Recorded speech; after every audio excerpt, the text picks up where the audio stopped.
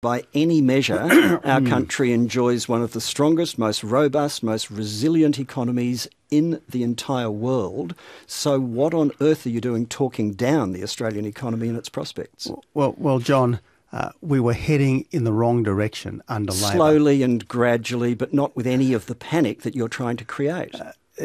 But that's the point. You've got to turn it round. And turn it around slowly is the answer. And interestingly, in 4 years' time, we've taken Labor's projected $30 billion deficit to under $3 billion.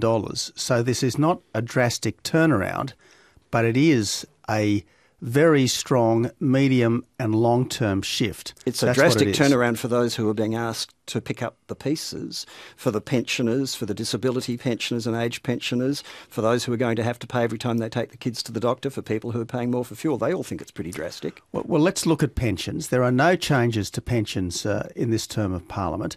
All that happens is that from the end of 2017, indexation of pensions will be at CPI rather than at male total average weekly earnings. But pensions will keep going up.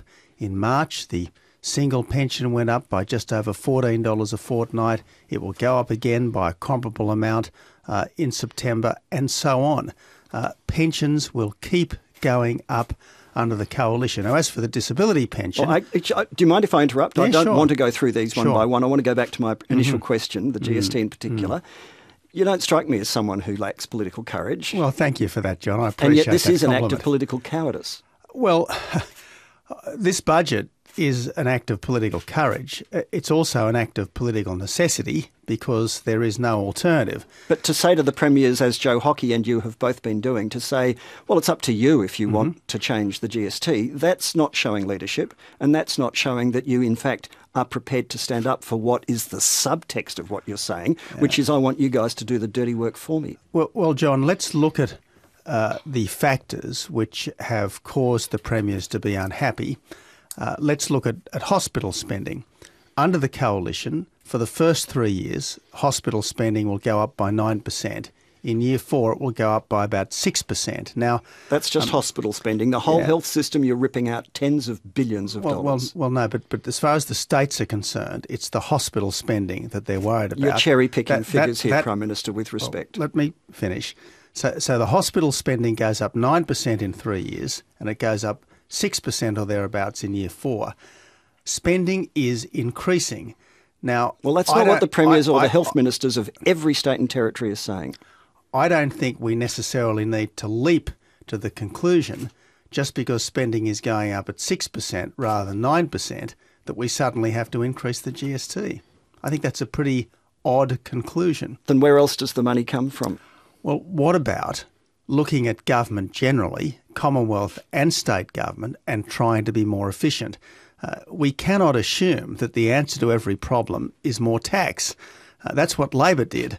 Labor's answer to every problem was to borrow and then to tax. I think the first answer to a problem is to try to figure out, A, is it really a problem? And B, if it is really a problem, how can we be more efficient? Where are the efficiencies going to come from, in particular in those states that have already gone through hard times, Tasmania and South Australia? Victoria's economy not as strong as it used to be.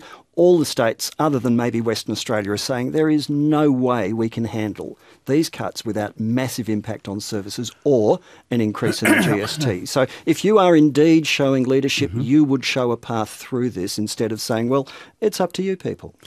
But John, let's get back to the fundamentals.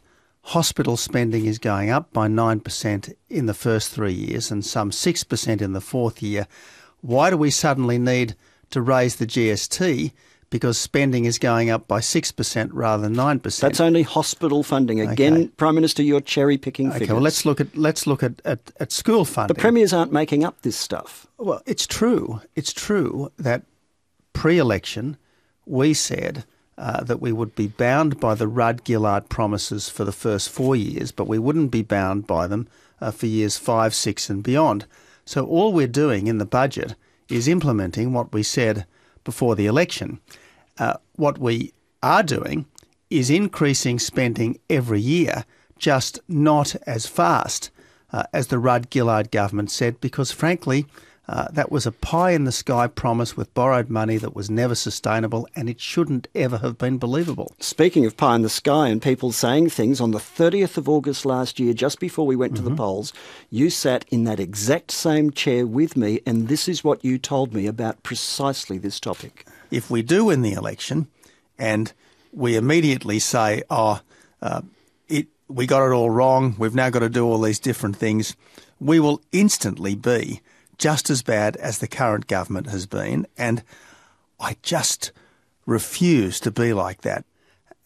And that was you on the 30th of August last year. And John, on schools and hospitals, we were absolutely upfront before the election, and we are simply doing now what we said we would do before the election. I'm sorry, with respect, Prime Minister, you're not. You're doing precisely what you said you wouldn't do, and we just played your voice back to you that proves precisely that point. But if you go back before the election, we were attacked uphill and down dale by the Labor Party for not committing to the school and hospital funding beyond the forward estimates. Now, what's happened is that the first of the out years has now come into the forward estimates. So we have been absolutely faithful to what we said pre-election. Nearly 70% opposition to the budget. Can you come back from here? Well, I certainly intend to, and my job is not to curry popularity. My job is to do what's right for our country. And look, if I have to take a hit for the country's sake, I'm happy to do it. But if it continues, if you can't turn this around in the next couple of months as you head towards a Victorian state election, there will be an impact. I'm sure Dr Napthine has quietly and persuasively made that point to you. I've had a lot of conversations with the Premier, as you'd imagine, John. All of them cordial. Some of them, yes, fairly blunt. Because if they lose office, they'll in part blame you, won't they? I don't believe they will lose because they are a good government. They are committed to the East-West link.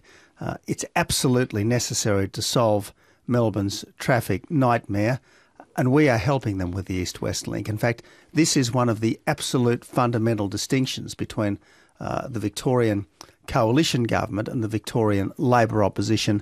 We believe in building roads and they don't. We will get to calls in just a moment. Students have indicated their intention to protest in Geelong today. You've cancelled your visit. But Vice-Chancellors are also protesting, and this morning we've heard on the radio this morning already that the Vice-Chancellors are saying that your plans for university fee overhauls have to be deferred. There are students making decisions in a few months to start courses, and they don't know what the fees will be for the courses they're about to start. That's not fair, is it? Well, the fees for next year will be whatever the unis say. No, but they're starting courses that will go into years 2 and 3 into fees they don't know what they'll be. But our changes will be from the beginning of 2016 because we appreciate that a lot of planning has already been done for 2015. No, but students will be embarking on courses and enrolling in courses where fees will apply in years 3 or 4, and they don't know what those fees will be.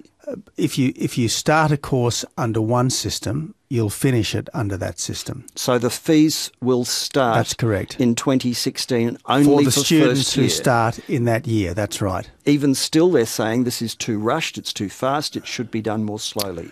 Well, it's possible that they haven't quite cottoned on to that fact, but if you are studying now, your conditions of study won't change. If you start next year, your conditions of study won't change. It's only for those who start when these changes kick in 2016 that will have the different conditions applying to them. One more from me. The medical costs, the $7 co-payment is not going to deal with the ever-growing cost of the healthcare system. It's going to a medical research fund. So in fact, you're putting up the cost of the medical system to pay for something else.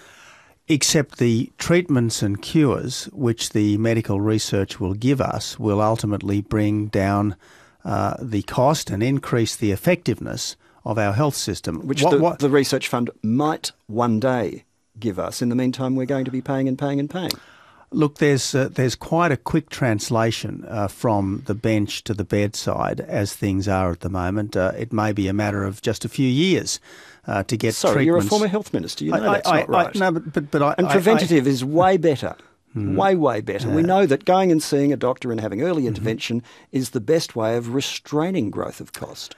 I am a former health minister, John, and I know that the reason why we live longer and better today than even a generation ago is because of the work that our researchers do. And it's very, very important for the long-term health of our health system, not just here but right around the world, that these world-class Australian researchers get more support.